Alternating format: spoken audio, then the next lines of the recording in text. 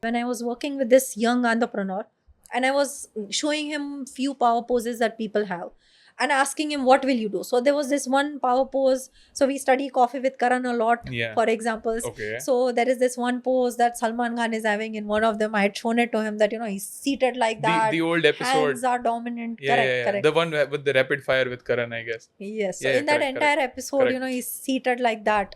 So this picture is there. He's seated like that. Not this much space. He's having that big sofa and hands on the armrest. Correct. Hands also in this dominant position, like we discussed. Eyes also closed to the back. It's very, very dominant as a position. So I asked Adding him. into that topic as well, Yeah. there was this rapid fire round between Karan and Salman, and he was, when answering the question, he had one hand like this, as far as I can remember, and he was like, when Karan was asking, okay, ask next, he was doing like this. So what does this signify? So it's in general two things: expansive body Okay. language, much, much bigger than you are. Okay. His frame is already large.